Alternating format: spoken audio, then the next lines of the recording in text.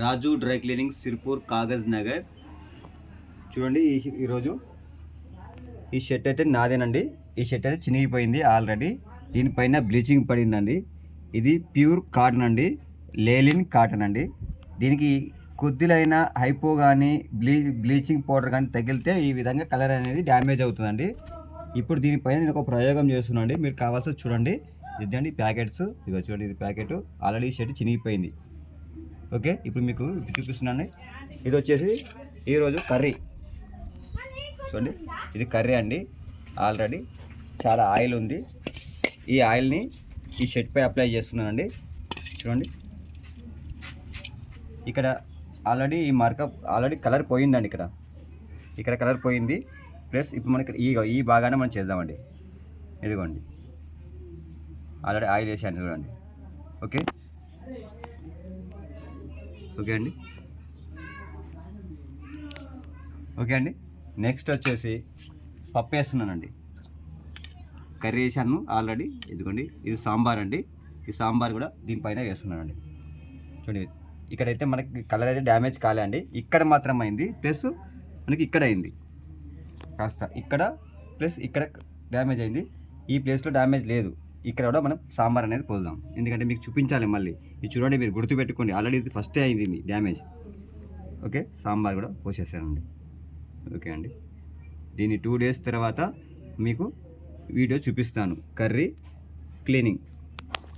Okay అండి, colour shirt పైన curry cleaning అనేది మీకు లైవ్లో చూపిస్తాను. ఓకే అండి, థ్యాంక్ యూ. చూడండి, నిన్న మనం ఏదైతే కర్రీ వేసాం కదండి, కర్రీ ఆయిల్ వేసాము. చూడండి, ఈ కలర్కి వచ్చిందండి. 2 days తర్వాత ఈ కలర్కి వచ్చేసింది. ఇదిగోండి సాంబార్ అండి. సాంబార్ వేసాం కదా. చూడండి, ఆల్రెడీ ఇక్కడ మీకు నేను చూపించాను వీడియోలో. ఇప్పుడైతే మనం స్టార్ట్ చేద్దాం వీడియోని, ఎలాగ తీద్దామని చెప్పేసి. చాలా సింపుల్ అండి.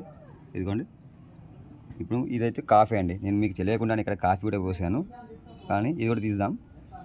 ఓకే, ఇప్పుడైతే ఈ కర్రీ తీస్తామండి. ఆ తర్వాత మనం సాంబార్ తీద్దామండి. Okay, stains. ఓకే అండి, స్టార్ట్ చేద్దాం.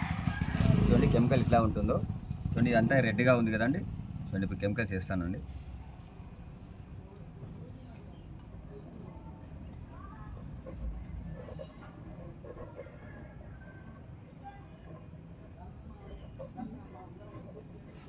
ఓకే,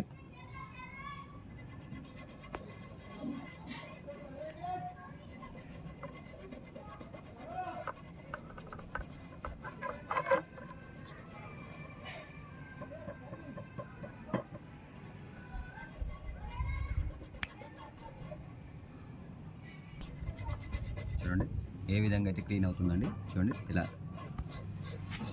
కర్రీలో అంటే ఎట్లా మనకు ఎల్లో అనేది వచ్చేస్తుంది. చూడండి, క్లీన్ అయిపోయి మనకి బయటకు వచ్చేస్తుంది. ఓకే అండి, తీసేద్దాం. ఇలా సైడ్కి పక్కన పట్టిస్తాం. బ్రష్తో ఇలా రబ్ చేయాలండి.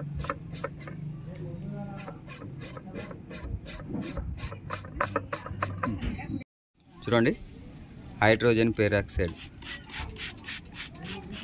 చూడండి, మరక అయితే ఆల్రెడీ ఆటోమేటిక్గా క్లీన్ అయితే అయిపోయిందండి. ఇది వచ్చేసి ఓకే అండి, క్లీన్ అయిపోయిందండి.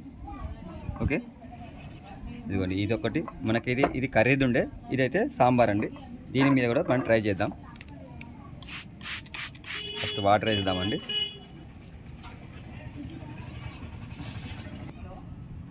చూడండి, ఆల్రెడీ మనం కెమికల్ వేస్తున్నాం. ఇక్కడైతే క్లీన్ అయిపోయిందండి ఈ ప్లేస్లో.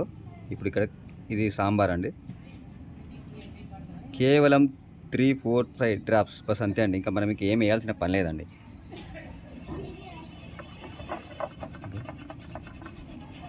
స్క్రబ్ చేద్దాం ఇలా ఒక 2-3 minutes అలాగే ఉంచేద్దామండి.